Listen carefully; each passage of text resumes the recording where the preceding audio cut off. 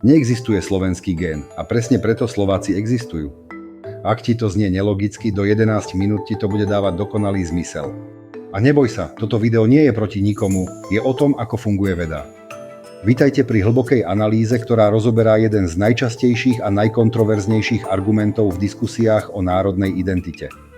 Pripravte sa na cestu, kde oddelíme vedu od ideológie a pochopíme, prečo neexistencia slovenského génu nielenže nevyvracia existenciu Slovákov, ale naopak otvára dvere k hĺbšiemu pochopeniu našej spoločnej ľudskosti. Radi sa púšťame do vášnivých debát o histórii, často s hlbokým emocionálnym nábojom. Ešte radšej sa hádame o národy, ich pôvod a miesto v dejinách. A úplne najradšej o to, kto má staršie korene, lepšiu krv a silnejšie gény, ako by to určovalo našu hodnotu. V poslednom čase sa v online priestore, najmä pod diskusiami o národnej identite, objavuje jeden opakujúci sa argument. Znie sebavedome, takmer vedecky. Neexistuje slovenský gén. Tým pádom Slováci vlastne neexistujú.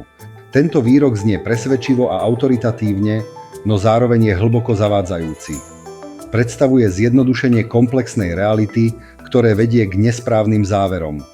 Dnes sa spoločne pozrieme na to, prečo je toto tvrdenie nielen nesprávne, ale aj nebezpečné. Preto dnes urobíme jednu kľúčovú vec. Oddelíme genetiku od identity, vedu od ideológie. Vysvetlíme si, prečo neexistencia slovenského génu nevyvracia existenciu Slovákov ako národa. A čo je dôležité, tento princíp platí rovnako pre všetkých.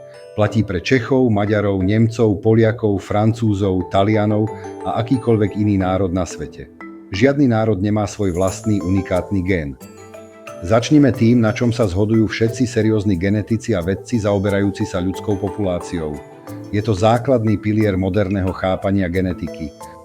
Neexistuje slovenský gén, rovnako neexistuje maďarský gén, český gén ani žiadny iný národný gén. Genetika jednoducho takto nefunguje a to je kľúčové pochopiť. DNA neurčuje národnosť v zmysle moderného národa. DNA neurčuje jazyk, ktorým hovoríme, ani kultúrnu identitu, ktorú si osvojujeme. Tieto aspekty sú oveľa komplexnejšie.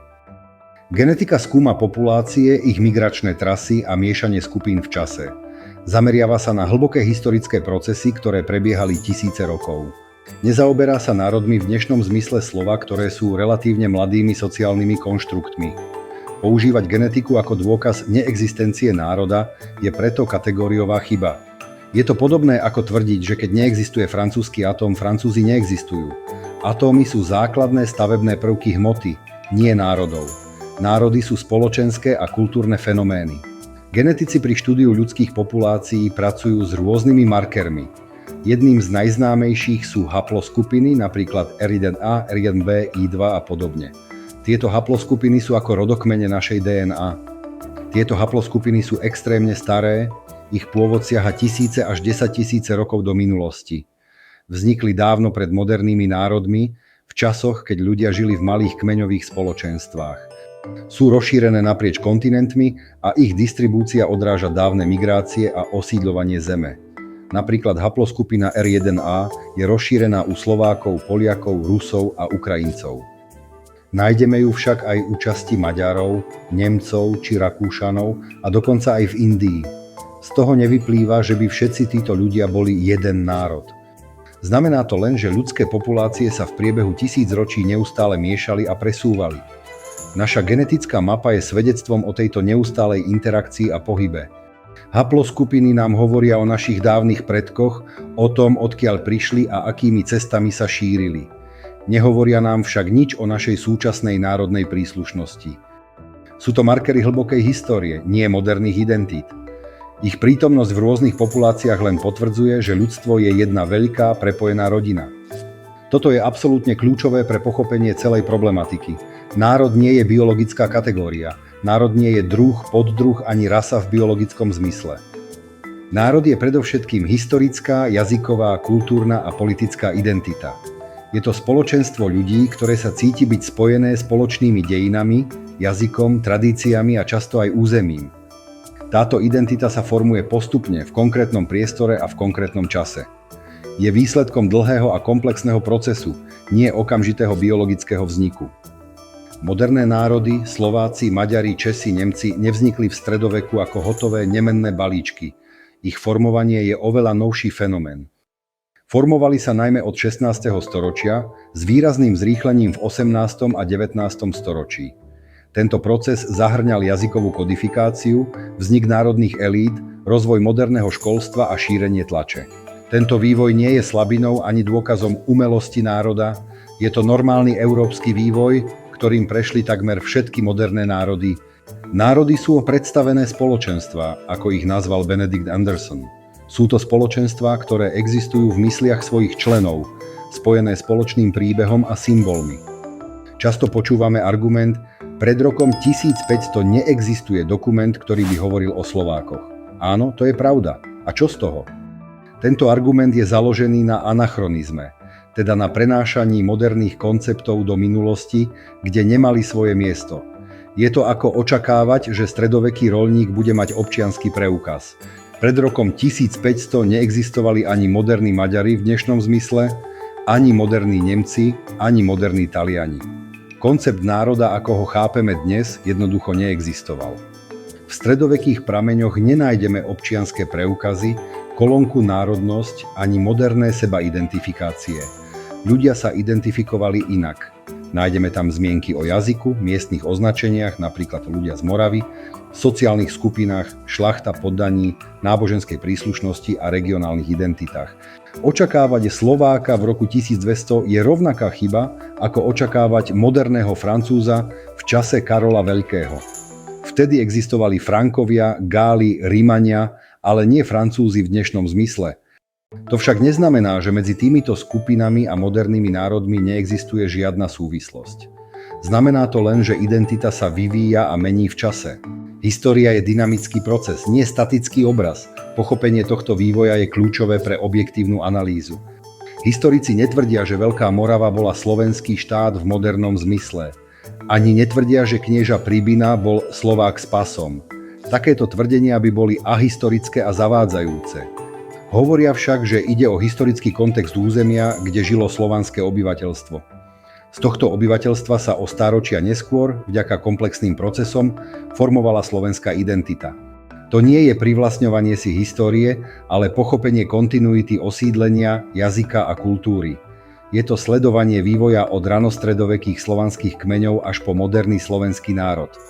Rovnako ako moderní Francúzi nepopierajú Gálov a Frankov ako svojich predkov, hoci neboli Francúzi. Moderní Taliani nepopierajú Rimanov, hoci neboli Taliani. Moderní Maďari nepopierajú Avarov, Slovanov či iné skupiny, ktoré obývali Karpatskú kotlinu pred ich príchodom. Všetky tieto skupiny prispeli k formovaniu dnešnej maďarskej identity. Každý národ má svoju vlastnú cestu etnogenézy, teda procesu vzniku a vývoja etnickej skupiny. Táto cesta je vždy spletitá a zahŕňa miešanie, asimiláciu a kultúrnu výmenu. Pochopenie kontinuity nám umožňuje vidieť, ako sa z rôznych prúdov a vplyvov postupne formuje jedinečná identita. Je to proces, nie jednorazová udalosť. DNA sa v týchto debatách používa z jedného dôvodu. Pôsobí autoritatívne, znie vedecky presne a nezvratne. To jej dodáva falošnú váhu v argumentoch, ktoré sú v skutočnosti ideologické. Ale v skutočnosti sa často používa selektívne, bez kontextu a ako politický alebo národný argument. Je to snaha použiť vedeckú autoritu na podporu vopred daných záverov. Veda však neodpovedá na otázky typu kto je lepší národ, kto má staršie právo na územie, alebo kto by mal zmiznúť z dejín. To sú ideologické otázky, nie vedecké. Zneužívanie genetiky na podporu nacionalistických alebo rasistických ideológií má dlhú a temnú históriu. V 20. storočí viedlo k tragickým dôsledkom. Veda nám poskytuje nástroje na pochopenie sveta, ale interpretácia týchto dát musí byť zodpovedná a etická. Vedecké fakty by nemali byť prekrúcané na politické účely. Genetika nám ukazuje našu spoločnú ľudskosť a prepojenosť. Ideológie, ktoré ju zneužívajú, sa snažia ľudí rozdeľovať a vytvárať umelé bariéry. Je dôležité rozlíšovať medzi vedeckým výskumom a jeho ideologickým zneužitím. Veda je nástrojom poznania, nie zbraňou v politických bojoch. Takže si to zhrňme úplne jasne, aby sme odstránili všetky pochybnosti a nedorozumenia. Toto je kľúčové posolstvo, ktoré si treba odniesť z dnešnej diskusie. Neexistuje slovenský gén, neexistuje maďarský gén, neexistuje žiadna národná DNA, ktorá by definovala konkrétny národ. Genetika takto jednoducho nefunguje. A práve preto, paradoxne, Slováci existujú, Maďari existujú, Česi existujú a existujú aj všetky ostatné národy sveta. Ich existencia nie je podmienená biologickými markermi. Existujú nie vďaka génom, ale vďaka dejinám, jazyku, kultúre a seba-identifikácii. Sú to spoločenstvá, ktoré sa formovali v čase a priestore, spojené spoločným príbehom a vôľou patriť k sebe.